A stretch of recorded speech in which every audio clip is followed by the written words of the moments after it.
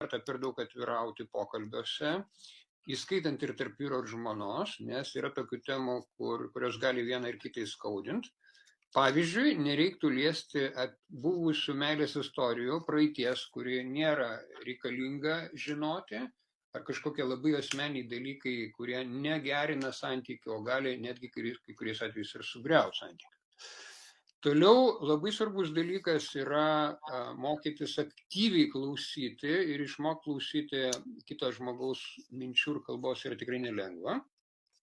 Tai tuo pačiu būti čia ir dabar.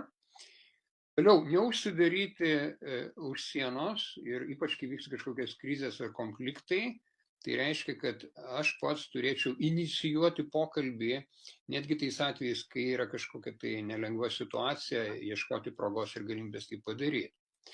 Toliau nesiteisinti be reikalo ir nesiginti, nes tai sukelia įtarimą ir pasąmonės lygį kažkokį tokį diskomfortą pokalbėje ir gali privesti prie konfliktų. Toliau, ypač tais atvejais, kai niekas neklausia to teisinimosi ir gynybos.